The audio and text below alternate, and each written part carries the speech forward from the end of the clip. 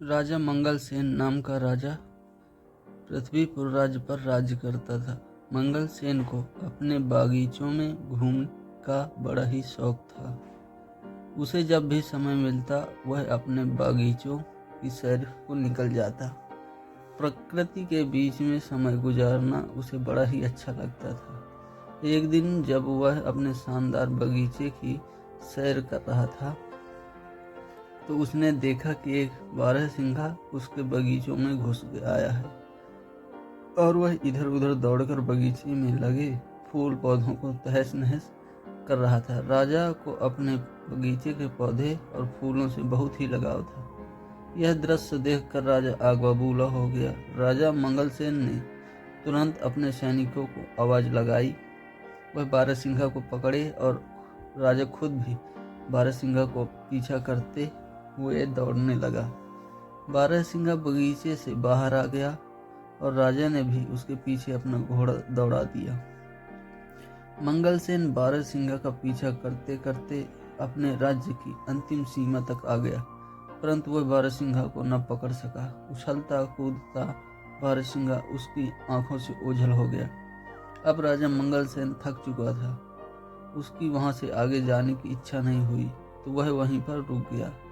मौसम बहुत ही गर्म था और राजा को प्यास भी लगने लगी। उसने नहाने की सोची। जब वह नहा रहा था तो एक चोर उसका घोड़ा और कपड़े लेकर भाग गया। चोर अपने पुराने कपड़े वहीं फेंक गया।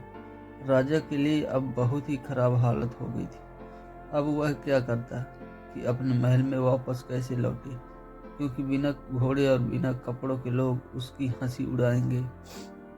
राजा ने वहां पर पड़े हुए चोर के कपड़े पहन लिए और अपने पड़ोसी राज्यों को घूमने के विचार से राज्य की सीमा को पार करके दूसरे राज्य में चला गया।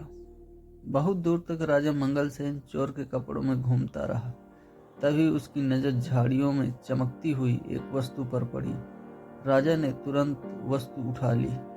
यह वस्तु चमकता हुआ एक मोतियों का हार था, वह भी कीमती मोतियों का हार। राजा सोचने लगा, भगवान का लाख लाख धन्यवाद जो यह मोतियों का हार मुझे मिल गया। अब मैं इससे कपड़े और एक घोड़ा खरीद सकता हूँ। चलो चलकर इसे बाजार में बेचने की कोशिश करता हूँ।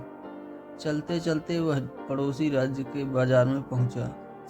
वहां वह एक सुनार के पास गया और कहने लगा, सेठ जी, क्या तुम मुझसे एक मोतियों का हार खरीदोगे? मेरे पास बेचने के लिए एक कीमती हार है। मैं एक नदी पार कर रहा था तो वहां पर मुझे यह हार मिला। सुनार बोला, दिखाओ तो कैसा कीमती हार है। राजा मंगलसेन ने वह हार सुनार को दिखाया। हार को देखते ही सुनार चिल्ला पड़े, अरे चोर, इसको तुमने कहां से चुराया? मैंने ऐसे ही 2 हार राजा साहब के लिए बनवाए थे, उसमें से एक पता नहीं कहां चला गया। जरूर तुमने ही वह चुराया होगा। इसी समय राजा के दरबार में मंगलसेन ने बोला, नहीं सेठ जी, ऐसी बातें मत करो। मैं चोर नहीं हूँ, मुझे तो यह हार पड़ा हुआ मिला था। परंतु सेठ ने उसकी एक न सुनी और तुरंत अपना नौकर भेजकर कोतवाल को बुला भेजा।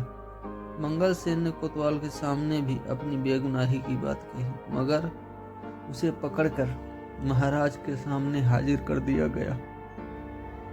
जब मंगलसेन को महाराज के दरबार में लाया गया तो सुनार ने महाराज के सामने अपनी शिकायत रखी और मंगलसेन को चोर बताया। राजा ने मंगलसेन का पक्ष सुने बिना ही कहा, क्योंकि यह सुनार हमारे राज्य का एक सम्मानित व्यापारी है तो इसकी बात एकदम सच्ची मानी जाएगी, जबकि यह आदमी हमें कोई घुसपैठिया मालूम पड़ता है। इसलिए इसे चोरी के अपराध में कारागार में डाल दिया जाए और ठीक 3 दिन के बाद इसके हाथ काट दिए जाएंगे। यही हमारे राज्य का कानून है। फैसला सुनकर मंगलसेन घबरा गया और दया की भीख मांगने लगा, परंतु किसी ने उसकी एक न सुनी। उसे राज्य कारागार में डाल दिया गया। इस राज्य का राजा जितना अन्यायी था, उसकी रानी उतनी ही दयालु थी। जब रानी को यह सारी बात मालूम हुई तो उसने राजा से कहा, महाराज, आप इतना बेरहम हुक्म कैसे दे सकते हैं, जबकि इस मामले कोई गवाह भी पेश नहीं किया गया और न ही आपने उसे अपराधी को अपना पक्ष रखने दिया। यह सुनार तो होते ही बदमाश हैं। आप तो जानते हैं कि यह पैसे के लिए कितना झूठ बोलते हैं और धोखा देते हैं। सच कहिए तो मुझे उस आदमी की बात पर पूरा विश्वास है। राजा ने उसे डांटते हुए कहा, जुबान संभाल कर बात करो। तुम्हें राजकाज के मामलों में दखल देने का कोई हक नहीं है। रानी बोली, मैं चुप नहीं रहूंगी। कुछ दिनों से मैं दरबार में आपका खराब व्यवहार देख रही हूँ। आपके सलाहकार और मंत्री आपसे नाखुश हैं और आपकी जनता आपसे विद्रोह करने को तैयार है। अगर आप इसी रास्ते पर चलते रहे तो सारा राज्य बर्बाद हो जाएगा। रानी की बातें सुनकर महाराज को गुस्सा और भी भड़क गया, मानो आग में घी डाल दिया गया हो। उसने कहा, ठीक है, तुम्हें अगर उस आदमी से इतनी हमदर्दी है तो मैं तुम्हें उसी के पास पहुंचा देता हूँ। राजा ने सैनिकों को आदेश दिया कि रानी को भी उसी चोर के साथ कैद खाने में डाल दिया जाए। सैनिक यह सुनकर चौंक पड़े। वह चाहते तो नहीं थे, परंतु राजा के हुक्म का पालन करना उनकी मजबूरी थी। सैनिकों ने रानी को मंगल के सेन के साथ उसी कारागार में डाल दिया। मंगल सेन ने जब रानी को अपने कारागार में देखा तो आश्चर्यचकित रह गया। रानी उसे पूरी बात बताई। अब मंगल सेन और रानी दोनों को ही एक दूसरे से हमदर्दी हो गई थी। वह रात दोनों ने जाग कर बिताई।